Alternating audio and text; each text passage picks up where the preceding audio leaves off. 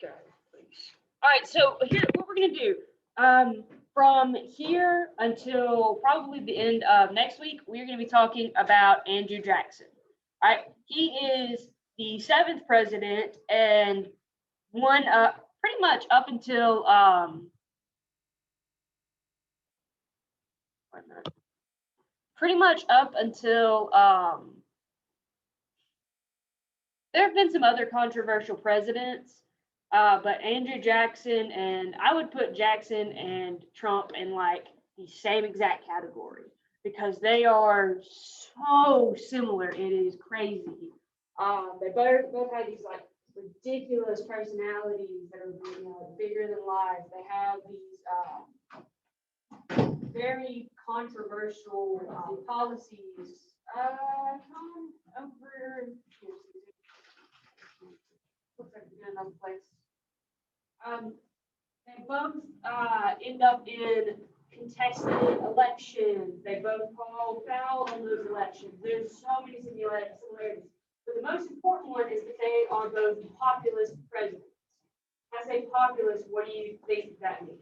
Popular. Popular with who? The world. Not the whole world. Well, everybody knows Trump is. Yeah, but if it's, does the entire world elect our president? No, who elects our president? People. Okay, so do you think it's going to be like common people, like working class people, or do you think it's going to be more elite who enjoy politics? Yeah. Working class, right? Populists tend to start off in a very small movement, and more people start listening to these people, and they start building their base from the ground up. All right, populists tend to have a majority vote of more of your blue collar workers, typically. All right, now. There are some elites that would, in both cases, support Jackson. Obviously, that supports Trump. But it's astounding just how much they are similar. They have similarities. Jackson is one of the most. He's definitely a very controversial president. Some of the things he did are extremely negative, and pretty decent stains on like the U.S.'s past. He is one of my like top 5 favorite presidents, not because of his policies or anything, but he's a character. Jackson. He is a really interesting character. Like, dude got into somewhere between, depending on which records you look at, anywhere from 10 duels in his lifetime to like somewhere around 40. And like a duel is where, you know, you and the person that you're fighting against would both take the pistols, turn back to back, walk in the separate directions, turn around, fire, and face each other and fire at each other. He didn't die. By the time he did the presidency, he had like 2 or 3 bullets still lodged in his body. One of them I know was like permanently in his collarbone. He's wild. His nickname was Old Hickory because he is a very tough person. That's the first fill in the blank line right there. He was a major general during the War of 1812, the battles of Horseshoe Bend, and the Battle of New Orleans. The Battle of New Orleans is where he is going to get all of his fame from. Before this, and he did also fight in the Revolutionary War. He is one of the only people who fought in like multiple wars as a president. He's going to fight in the Revolutionary War, the War of 1812. He's going to have a small part in the Texas Revolution, and then he also fought in the Seminole Wars. And we had the Seminole Native Americans and the Indians who lived down in the Florida area and lower Alabama. We had a lot of.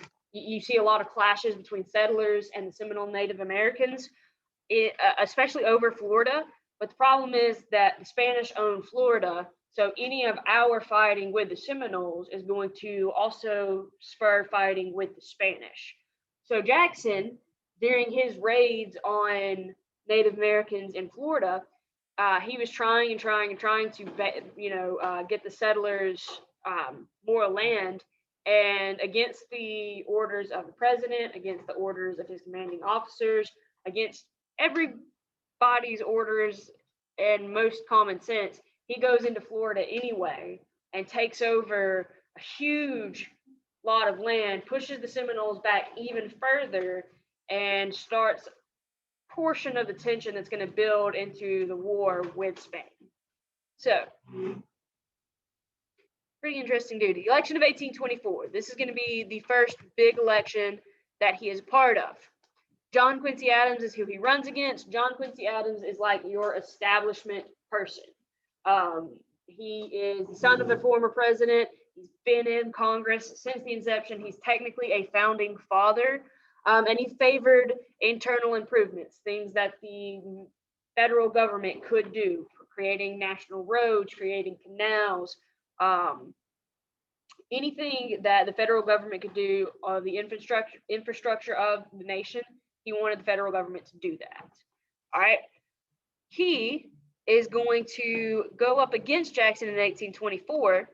And because the Federalist Party had broken apart at this time, you have four different people running. Really only Clay, Jackson, and John Quincy Adams are going to get any votes. Jackson won. He won the popular vote and he won the electoral vote, but he only won both of them by like under 45%. So if you don't win a majority vote in like the electoral college or in the popular vote, then you don't technically win the nation, right? Because you haven't won 50% or more. You haven't hit that 270. In this case, it's far fewer electoral votes, but he didn't make it there. All right, so it is going to go to the House of Representatives. And the House of Representatives is going to say, well, do we want established John Quincy Adams, who is, we know exactly what he is going to do in office, or do we take wild card Andrew Jackson and let him go and be the president of the people like he says he is? The House of Representatives is going to choose John Quincy Adams. It does that. It'll go away in just a second. There we go. All right, so when they choose John Quincy Adams, Andrew Jackson's going to be ticked off, right? He says, it's a corrupt bargain, a corrupt election. I'm the man of the people, and this election was essentially taken away from him. So for the entire 4 years of 1824 to 1828, he is going to be loud, proud, and at the face of everybody. All right, he's saying this. He's making sure everybody knows that the election was stolen away from him. He's making sure everybody knows that the House of Representatives is crooked at the moment, and he wants to make sure that more common people can get into office, because at this time you have wealthy, educated, elite men who are in charge and nobody else. Very few commoners made it into Congress. So Jackson's going to say, let's remove property qualifications for voting, so you don't have to own land if you're a sharecropper or you're technically still an indentured servant or something along those lines. You can also vote, because those people would then vote for him. All right, so 1828 is going to be between Adams and Jackson again, and overwhelmingly Jackson wins both sides. There's 68% of the electoral vote goes to him, and 56% of the popular vote goes to him. It wasn't even a competition the second time around. And if you guys think that like Trump versus Hillary was a nasty campaign, like they got at each other and they were at each other's throats like the entire time, nothing compared to 1824 to 1828. They, like, nothing was off bounds for them. John Quincy Adams accused Jackson's wife of some really terrible things he ought not have been accusing her of. Jackson called John Quincy Adams everything but anything respectable. So it got heated, and they made sure that everybody knew which side they were on. All right, President Jackson is going to become the 7th president. He wins. He's going to strengthen the power of the presidency, and the takes on many opponents we're going to get to in a second. Up until this point, president is important, but they're more like a guidance. They're more like a guide as opposed to a leader with power. All right, Jackson is going to fight the bureaucracy of DC. He's going to fight back against the establishment, basically. Again, very similar to some of the things we see today. He's going to come in and fire all of the people who work for John Adams. He's going to put his own supporters into business. Technically, those supporters were not always qualified for the job. They were not always the best for the job. And oftentimes he only gave them the job because they supported him. And that's where we get the spoil system from, which still kind of works today, but in not so many words. All right, this is probably the biggest faux pas of his entire presidency, and that is his treatment of the Native Americans. Jackson is a raging racist against Native Americans, very, very prominently against them. He had bad experiences when he was a kid, and allegedly had some bad experiences as a kid, and it really kind of colored his view from that point on. So legislation that Thomas Jefferson began, he ended up passing, and he passed the Indian Removal Act. Now, Jackson does not like Native Americans, neither do the people of like current common day Georgia, Carolinas, Alabama, Mississippi, Florida. Why would they not like the Native Americans? Because that's land that they want. There are natural resources on that land that they could use. And because of all of that, they're going to go in and remove the Native Americans from that. So the 5 civilized tribes are going to be forced to Oklahoma and the reservations out there. And that's where we get the Trail of Tears. And we will talk about this more next week as well. Jackson is going to fight against the National Bank. He thought that the bank was a tool of the wealthy. It was a tool of the wealthy. He's going to, so instead of like actually canceling it out or destroying the National Bank, he's just going to let it kind of die. He's not going to renew its charter. And what the National Bank did was it kind of centralized it centralized the economy. And he said, no, we need to let the economy go. We can have the same currency, but the economy needs to be free to do what the economy does. The government shouldn't be intervening in that. And doing this, he's going to take all the money out of the National Bank, put it into state banks. And these are like government-run banks, not like what we think of today, not like you go down to People's or Wells Fargo or a credit union or something like that. It's not privatized. It is owned by the states or the national government. And it's going to cause a panic, and it's going to cause an economic depression for a bit. He also gets us completely and totally out of debt. So our national debt was 0, but that is going to remove all form of credit from us, and it's going to remove the clout of our currency. So the currency doesn't equal as much without the credit to back it up, if that makes sense. Nullification. If you remember anything from this, this is what you need to remember. Okay, nullification. South Carolina is going to say, hey, we don't like this tariff that you guys are passing. The tariff would raise prices for farmers in South Carolina while lowering prices for people up north. South Carolina says, we're not doing it. We're not going to play with this. We don't want to implement it in our state. And they say we can nullify it. Jackson says, no, you can't. This is a federal law, a federal mandate. And if you say no to this, we're going to send the military in and force you to do it. So he's saying either you accept this law or you start a war. And South Carolina said, okay, we'll pass the law. All of this is going to halt the Civil War for 30 years. So this is going to be, South Carolina is going to be the one that eventually secedes from the Union first anyway. But this is going to be where a lot of that tension boils up, and Jackson kind of puts a Band-Aid over it for a couple of years. And then it's going to continue on until we get to the Civil War in the 1860s. But if he would not have taken such a strong stance against South Carolina here, we would have fought the Civil War 30 years earlier. And it would have been over the fighting of tariffs and what power does the federal government have and what power does the state governments have. And you would have dealt with slavery in there at some point for certain, but slavery ends up being the catalyst that propels us into the Civil War by the 1860s. So it's an important moment of history. All right, Jackson's legacy, he creates the modern Democratic Party. Today, we would consider it more of the Republican Party than the Democrat Party, or tenets of it. It is not what you think of today as the Democrat Party.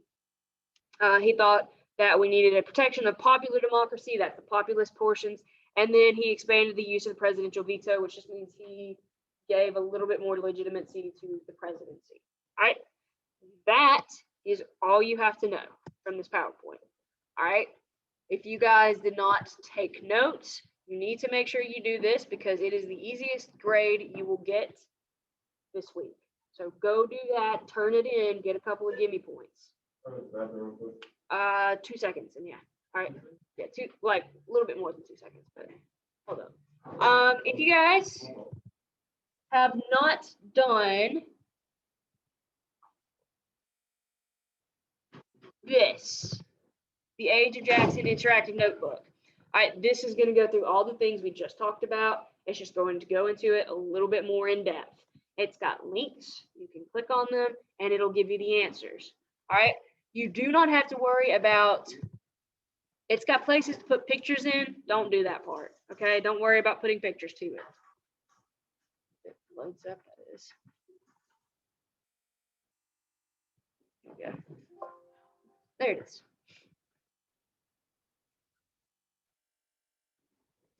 All right. So don't worry about the pictures. I do want you to define these things because these are all of these are terms you are going to see over and over and over and over again, okay? These will be on our next test. We have a test, well, we're going to have a unit test on Friday. It's online. All of the stuff we've done, the questions come from it.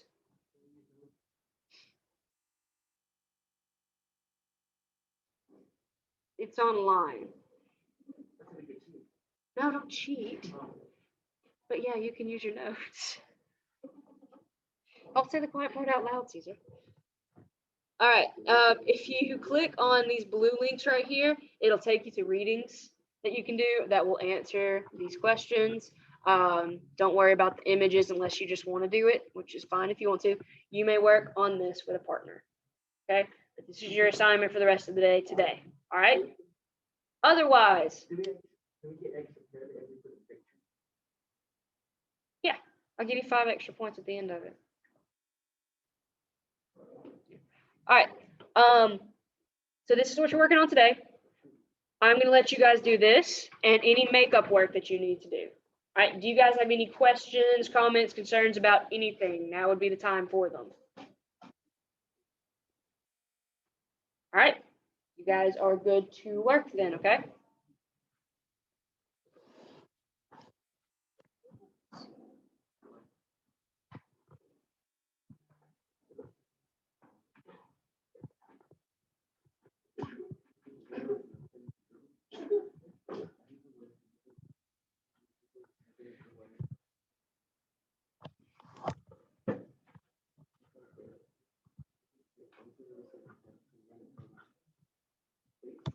Wait a minute.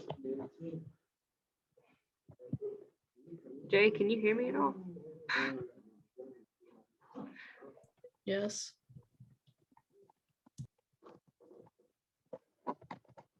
Come in.